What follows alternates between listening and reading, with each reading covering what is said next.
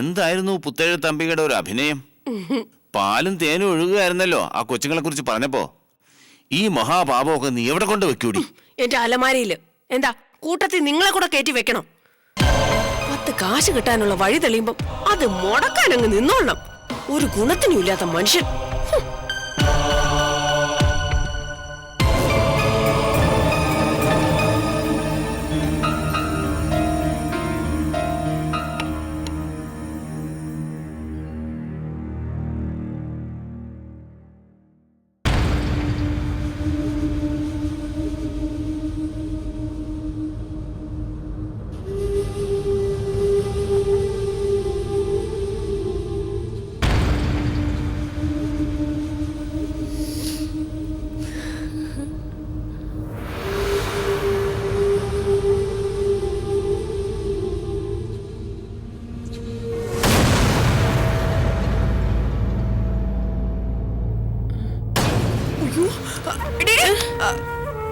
അയ്യേ മോളെ, അത് തിന്നല്ലേ, അത് ഇച്ചിച്ചിയാ. ഇങ്ങ തന്നേക്ക്. ആന്റിയുടെ പൊന്നു മോളല്ലേ, മോക്ക് ഇതില് നല്ല ചക്കയപ്പ ആന്റി ഉണ്ടാക്കി തരാം. അതിങ്ങ തന്നേരെ. അയ്യേ, അത് പല്ലി നക്കിയതാ. അതിങ്ങത്താ പൊന്നു മോളല്ലോ. ആന്റിയെ കുഴപ്പിക്കല്ലേ മക്കളെ. കാര്യങ്ങളൊക്കെ ഒരുവിധം ശരിയായി വരുവാ. ഇനി ഇതിന്റെ പേരില് കഞ്ഞിലും മണ്ണ് വാരി ഇടല്ലേ. പോയേ, എനിക്ക് വേണം പോകാൻ.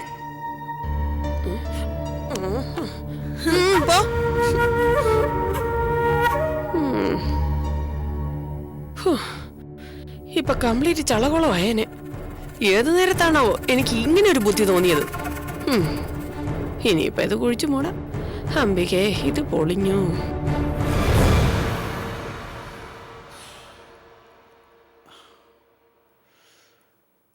നിങ്ങൾ ഇങ്ങനെ കൂട്ടിലിട്ട് വെരുകിനെ പോലെ തെക്ക് വടക്ക് നടന്നിട്ട് ഒരു കാര്യമില്ല.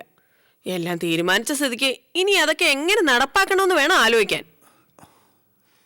ആര് തീരുമാനിച്ചു? എന്ത് തീരുമാനിച്ചു? അംബികെ, ഞാൻ നിന്റെ കാല് പിടിച്ച് പറയുക, നീ കാണിക്കുന്നത് അങ്ങേയറ്റത്തെ നെറികേടാണ്. ദൈവത്തെ ഓർത്ത് ഇതിൽ നിന്നൊന്ന് പിന്മാറ്. ആ ടിക്കറ്റും അതിൽ നിന്ന് കിട്ടുന്ന കാശുമൊക്കെ ആ പിള്ളേർക്ക് വിട്ടുകൊടുത്തിരുന്നേ. അതും കൊണ്ട് ആ പാവത്തങ്ങളും എവിടെയെങ്കിലും പോയി പിഴച്ചോട്ടെ.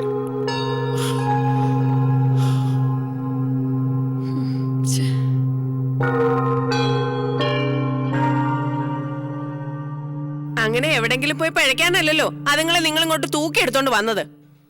തൊന്തയും തൊള്ളയും പുകയായ നിമിഷം മൂട്ടിലെ പൊടിയും തട്ടി സ്ഥലം വിട്ടതല്ലേ എല്ലാരും. പിന്നെ ആ പിള്ളേരുടെ കാര്യങ്ങളൊക്കെ അന്വേഷിച്ചതാരാ? ഈ ഞാനാ. അപ്പൊ അവരെ കൊണ്ടൊരു ഗുണം ഉണ്ടാവുന്നെങ്കിൽ അതെനിക്കും ഉണ്ടാവണം. എനിക്ക് മാത്രം. അതിനൊരു വഴി തെളിയുമ്പം നിങ്ങൾ ഇടയിൽ കയറി തടയിടാൻ നിൽക്കല്ലേ സുരേട്ടാ. ഒരു വിധത്തിലാ ആ അബ്ദുനെ കൊണ്ടൊന്ന് സമ്മതിപ്പിച്ചത്. അങ്ങേർക്ക് കാര്യം മനസ്സിലായി. എന്നിട്ട് ഇവിടെ ഒരാള് നിന്ന് തത്വജ്ഞാനം പറയുന്ന കേൾക്കുമ്പോഴാ. ഇനി ആ ടിക്കറ്റ് ആ വീട്ടിൽ നിന്ന് എങ്ങനെ സംഘടിപ്പിക്കും? ആ വീട്ടിൽ കാണുമോ എന്തോ? കാണുമായിരിക്കും. കാണുമായിരിക്കും. പോലീസ് പൂട്ടി സീലി വെച്ചിരിക്കുന്ന വീടാത്. ടിക്കറ്റ് എടുക്കാനൊന്നും പറഞ്ഞങ്ങോട്ട് ചെന്നേച്ചാലും മതി. നാട്ടുകാർ വന്ന് നാട്ടക്കേസാകാൻ അതും മതി. അതോടെ തീരും നിന്റെ ആർത്തി മതിമോഹമൊക്കെ. അക്കാര്യം ഓർത്ത് അച്ഛൻ വിഷമിക്കണ്ട. ഒരു കിളിക്കുഞ്ഞു പോലും അറിയാതെ ആ വീട്ടിൽ നിന്ന് ടിക്കറ്റ് ബുക്ക് ഇവിടെ എത്തിക്കുന്ന കാര്യം ഞാനേറ്റു. പക്ഷേ അതിന് കുറച്ച് കാശലവുണ്ട്. അപ്പോ നീയും ഉണ്ടല്ലേ അമ്മയുടെ പക്ഷത്ത്? എല്ലാം മോനോട് പറഞ്ഞു അല്ലേ? പറഞ്ഞു. നിങ്ങൾ വിചാരിച്ച ഈ കാര്യത്തിൽ ഒരു ചുക്കും നടക്കില്ല എന്ന് എനിക്കറിയാം. അതുകൊണ്ട് ഇവനെ കൂടെ കൂട്ടുന്നതെന്നല്ലോ എനിക്ക് തോന്നി. എടാ മോനെ, ഇവളുടെ ഈ വിവരക്കേട് ആർത്തി കൊണ്ടാണെന്ന് മനസ്സിലാക്കാം. പക്ഷേ നീ ഇതെന്തറിഞ്ഞിട്ടാ ഇവളുടെ താളത്തിന് തുള്ളാൻ നിൽക്കുന്നത്? ദേ, പോലീസ് ബന്ധവസാക്കിയിട്ടിരിക്കുന്ന വീട്ടിൽ ഒളിച്ചു കിടക്കാനും സാധനം മോഷ്ടിക്കാനും ശ്രമിച്ചാ എന്തൊക്കെ അനുഭവിക്കേണ്ടി വരുമെന്ന് അറിയില്ല നിനക്ക്. അതുകൊണ്ടാ മോനി ആവേശം കൊള്ളുന്നത്. നിങ്ങൾ അവനെ ഓരോന്ന് പറഞ്ഞ് പേടിപ്പിക്കാതിരിക്കുന്നുണ്ടോ? കാശിന്റെ കാര്യം നീ എനിക്ക് വിട്. എത്രയോന്ന് വെച്ചാ ഞാൻ തരാം. എന്നാ ടിക്കറ്റ് അവിടുന്ന് പോക്കുന്ന കാര്യം അമ്മ എനിക്ക് വിട്ടേക്ക്.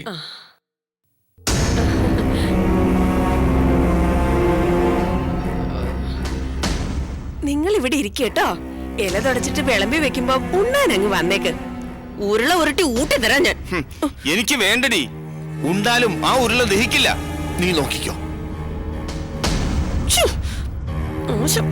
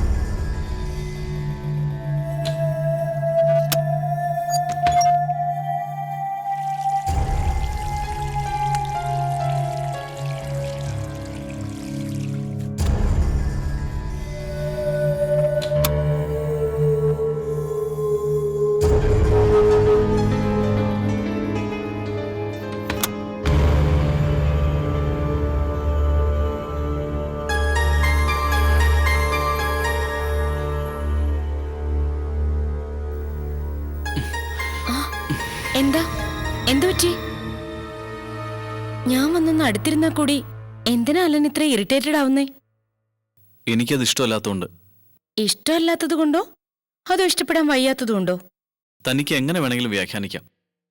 ഞാൻ എന്റെ നിലപാട് പറഞ്ഞു കഴിഞ്ഞു. ഇനി ഇതിനപ്പുറം ഒരു ഉത്തരം എനിക്ക് തരാനില്ല. പ്ലീസ്, നമുക്ക് ആ ടോപ്പിക്ക് വിടാം. സൈന കിടന്നോളൂ.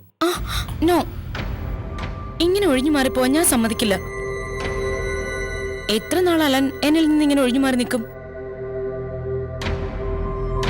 ഇങ്ങനെ ഒളിച്ചു കളിക്കാനും ഒഴിഞ്ഞു മാറി നടക്കാനും നമ്മള് പ്രേമിച്ച് നടക്കുന്ന കോളേജ് പിള്ളേരൊന്നുമല്ല. നിയമപ്രകാരം വിവാഹിതരായവരാ. അതുകൊണ്ട് എന്ത് വേണമെന്നാ താൻ പറഞ്ഞു വരുന്നേ? അത് ഞാൻ തന്നെ പറയണമെന്നാണോ? വേണ്ട, ഊഹിക്കാവുന്നതേ ഉള്ളൂ. നീ പറഞ്ഞത് ശരിയാ. നിയമപ്രകാരം മാത്രമേ നമ്മൾ വിവാഹിതരായിട്ടുള്ളൂ. അതായത് കഴുത്തിൽ മിന്നു കെട്ടിയവനെന്ന് നിനക്കെല്ലാവരോടും ചൂണ്ടിക്കാണിക്കാൻ ഒരാൾ, നിന്റെ ഒപ്പം ഉണ്ണാനും ഉറങ്ങാനും ലൈസൻസ് ഉള്ളൊരാൾ. അതിലപ്പുറം നീ എന്നിൽ നിന്ന് ഒന്നും പ്രതീക്ഷിക്കരുത്, ഒരിക്കലും. എന്തുകൊണ്ട് പ്രതീക്ഷിച്ചുകൂടാ? നോക്കലൻ, ഞാൻ സ്നേഹത്തോടു കൂടി പറയുക, എനിക്ക് അലനെ മനസ്സിലാക്കാൻ പറ്റും, അതുപോലെ സ്നേഹിക്കാനും.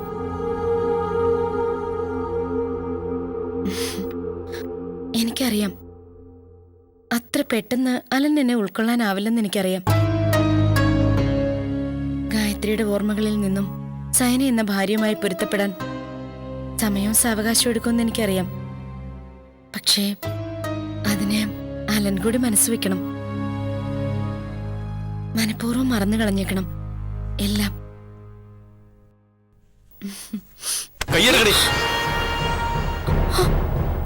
നിനക്ക് എന്തറിയാന്നാ നീ പറഞ്ഞത്? ഒന്നും അറിയില്ല, ഒരു ചുക്കും അറിയില്ല നിനക്ക്. അറിയാമായിരുന്നെങ്കിൽ, അതറിയാനുള്ള മനസ്സുണ്ടായിരുന്നെങ്കിൽ എല്ലാം ഞാൻ നിന്നോട് തുറന്നു പറഞ്ഞ ആ ദിവസം തന്നെ എന്റെ ജീവിതത്തിൽ നിന്ന് നീ ഒഴിഞ്ഞു പോകുമായിരുന്നു. ഒരു പാവം പെണ്ണിന്റെയും എന്റെയും ഒന്നും ജീവിതം ഇങ്ങനെ ആകുമായിരുന്നില്ല. അതേടി, അലൻ തന്നെയാ. നീയും നിന്റെ അപ്പച്ചനും ആങ്ങളെയൊക്കെ ചേർന്ന് വിലക്കെടുത്ത ആ ഗതികെട്ട അലൻ തന്നെയാ ഇത്. നിന്റെ ഭർത്താവ് അലൻ. നീ എന്താ പറഞ്ഞത്? മനഃപൂർവ്വം എല്ലാം അങ്ങ് മറന്നു കളഞ്ഞേക്കണമെന്നോ?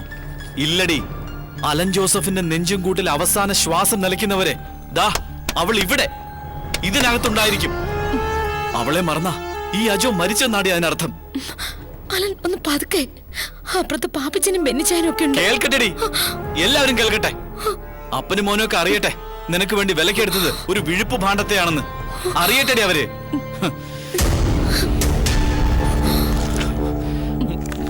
എടി, മോഹിച്ചുകൊണ്ട് മാത്രം ആയില്ലടി. അത് അനുഭവിക്കാനുള്ള അർഹതയുണ്ടോന്ന് അറിയണം, അവകാശം ഉണ്ടോന്ന് അറിയണം. ഇല്ലെങ്കിലേ ഷോക്കേസിൽ വെറുതെ അലങ്കാരത്തിന് വെച്ചിരിക്കുന്ന ഒരു പാവയുടെ വില മാത്രമേ ഉണ്ടാവുള്ളൂ അതിന്.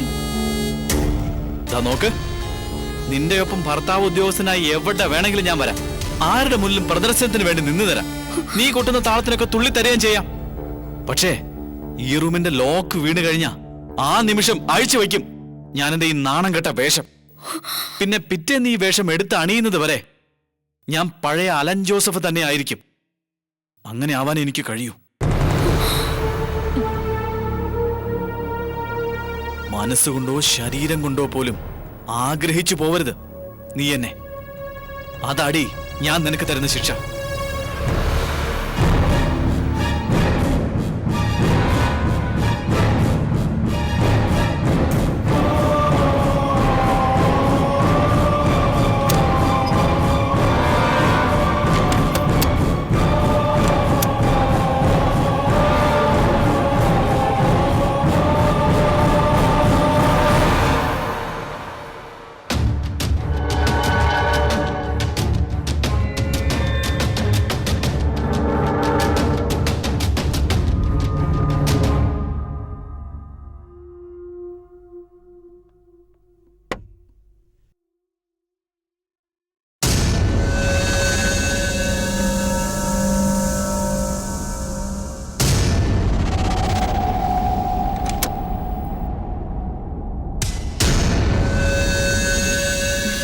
പാപ്പിച്ചാൻ എന്നതാ ഈ നേരത്ത് ഉറങ്ങില്ലായിരുന്നോ? ഇല്ല, അത് പ്ലാന്റേഷനിലെ കാര്യത്തിന് 1-2 പേരെ വിളിക്കാനുണ്ടായിരുന്നു. നിങ്ങളെന്നാ കിടന്നില്ലായിരുന്നു? ഇല്ല, കിടക്കാൻ തുടങ്ങുമായിരുന്നു. എന്നാ പോയി കിടന്നു.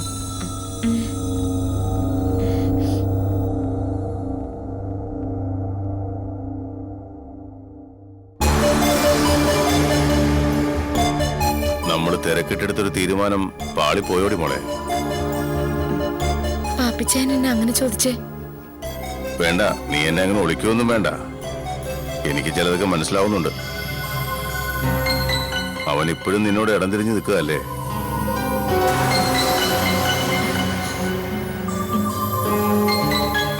എന്നതാ അവന്റെ പ്രശ്നം? നിന്നെ മനസ്സിൽ പിടിക്കുന്നില്ലെന്നോ അതോ മറ്റവൾ അവന്റെ മനസ്സിൽ നിന്ന് പോകുന്നില്ലെന്നോ? ഏയ്, അങ്ങനെ പറയത്തക്ക പ്രശ്നമൊന്നുമില്ല പാപ്പിച്ച. പാപ്പിച്ചായൻ തന്നെയല്ലേ എന്നോട് പറഞ്ഞത് സമയവും സാവകാശവും ഒക്കെ വേണമെന്ന്.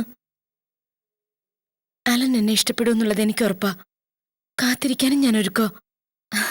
പാപ്പിച്ചായൻ ആ കാര്യത്തിലുള്ള ടെൻഷൻ അങ്ങ് വിട്ടേക്ക്. ഇത് ഞാൻ മാനേജ് ചെയ്തോളാം. നിനക്ക് മാനേജ് ചെയ്യാൻ പറ്റുമെന്ന് ഉറപ്പുണ്ടെങ്കിൽ അങ്ങനെ ആവട്ടെ. മെരുക്കി എടുക്കാൻ പറ്റുമെങ്കിൽ അത് തന്നെയാ നല്ലത്. അവനിങ്ങ് വന്നോളും. നീ പോയി കിടക്ക്.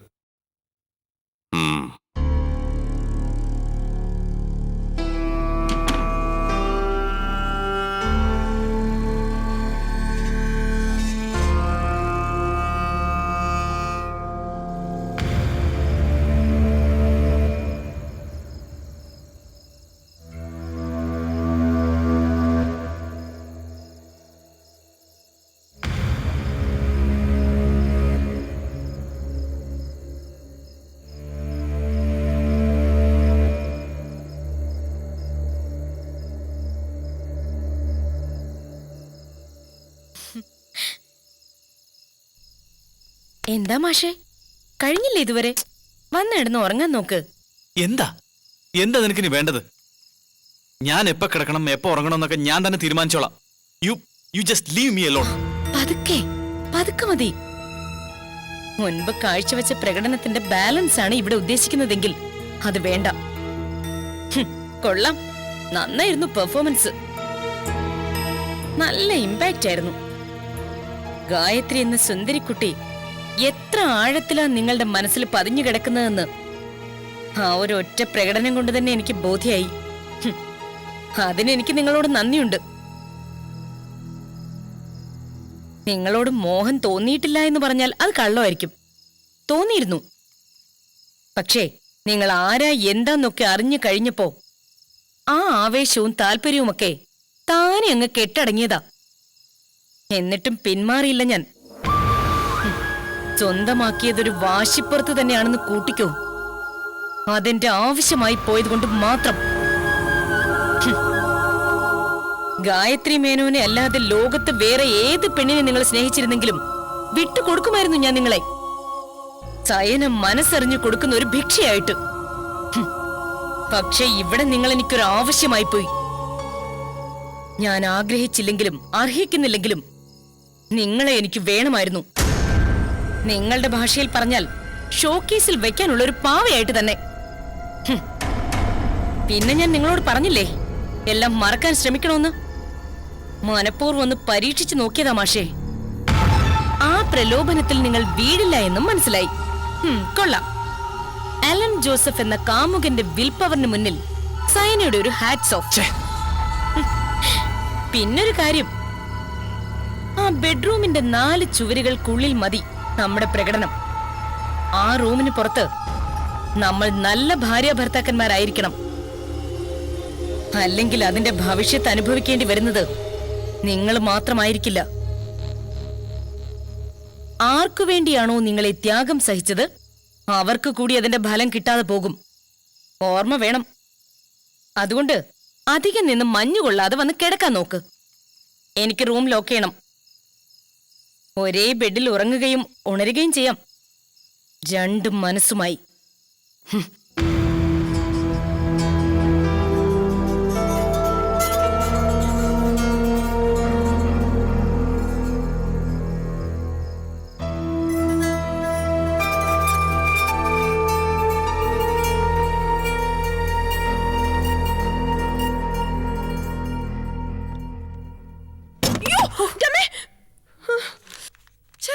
ഇതാരാ ഇവിടെ വെള്ളം ഒഴിച്ചത്? മനുഷ്യനിപ്പോ മൂക്കും കുത്തി വീണാനല്ലോ.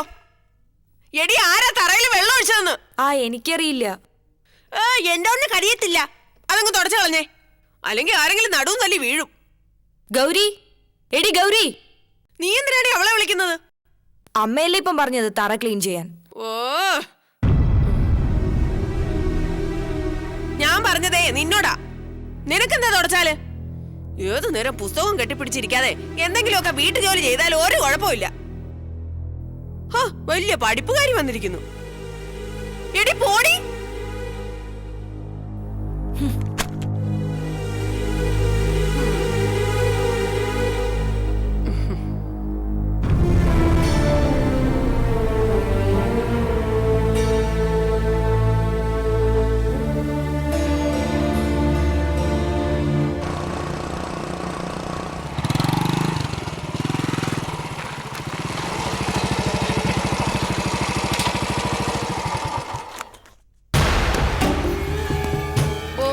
ഒന്ന് വേഗം ചെയ്യ്. അവിടെ തുടക്കേ. അമ്മേ, അമ്മേ, എടി രാജി, എടി ഇങ്ങോട്ട് നോക്കടി. ഒരു ഹാപ്പി ന്യൂസ് പറയാനുണ്ട്. എവിടെ? എല്ലാവരെയും വിളിക്ക്. ഹലോ, ഇങ്ങോട്ട് ഇറങ്ങി വാ. ഒരു ഗുഡ് ന്യൂസ് ഉണ്ട്. എന്തിനാണ് നീ ഇങ്ങനെ വിളിച്ചു കൂവുന്നത്? നിന്നെ ആരെങ്കിലും സിനിമയിൽ എടുക്കാന്ന് പറഞ്ഞോ? ഇത് അതൊന്നും അല്ലമ്മേ. ഇത് അതിനേക്കാളും വലിയ കാര്യമാ. നമ്മുടെ അച്ഛന് ലോട്ടറി അടിച്ചു. Bumper lottery. നേരാണോടാ മോനെ? അതെന്നെ, 1ാം സമ്മാനം അടിച്ചിരിക്കുന്നേ. 1 കോടി രൂപ. ദേ ഇപ്പൊ കടയിൽ വന്ന ഏജന്റ് പറഞ്ഞിട്ട് പോയതേ ഉള്ളൂ. ഈശ്വര, സത്യമാണേട്ടാ? പിന്നെ ഞാൻ എന്തിനാണ് നുണ പറയുന്നേ? നീ വേണമെങ്കിൽ അച്ഛനെ വിളിച്ച് ചോദിക്ക്, അപ്പൊ അറിയാലോ. എന്റെ ഗുരുവായൂരപ്പ, നീ എന്റെ പ്രാർത്ഥന കേട്ടു. ഇല്ലെങ്കിൽ ഞാൻ ഈ പെങ്കൊച്ചുങ്ങളെ കൊണ്ട് ഇവിടെ കിടന്ന് നക്ഷത്രക്കാലം എണ്ണിയാനെ. അതെ അമ്മേ, അമ്മയുടെ നല്ല മനസ്സുകൊണ്ട് മാത്രമാ നമുക്ക് ഭാഗ്യം കിട്ടിയത്. നീ ഒന്ന് വന്നേടാ, എല്ലാം ഒന്ന് വിസ്തരിച്ച് പറ. നീ എങ്ങോട്ടാ തള്ളി കയറി പോകുന്നത്? ആദ്യം പറഞ്ഞ പണിയേ. നീ വാടാ. പോയി തുടക്കടി.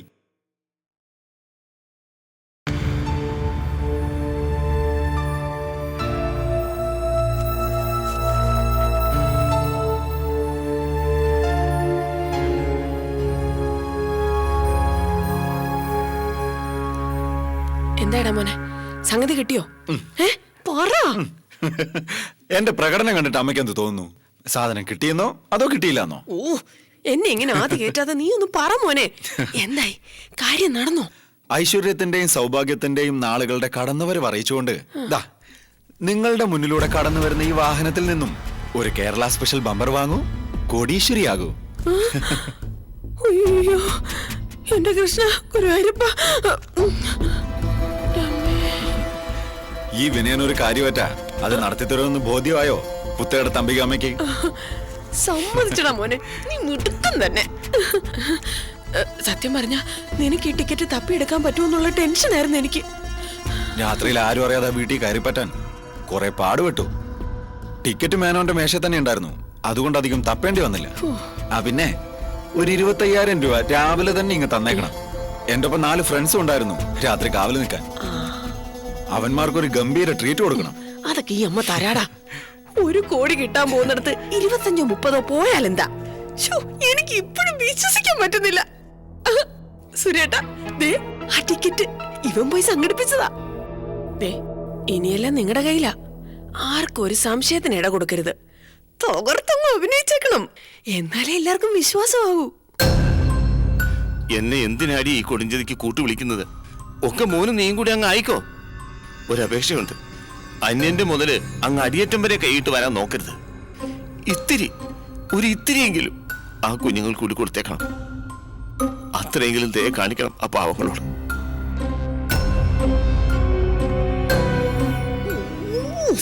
ഇങ്ങനൊരിത് കുളവാക്കുന്ന എല്ലാ ലക്ഷണവും കാണുന്നു. അമ്മ പേടിക്കണ്ടെന്നേ, ടിക്കറ്റ് നമ്മുടെ കയ്യിലായില്ലേ, പിന്നെ എന്ത് പേടിക്കാനാ?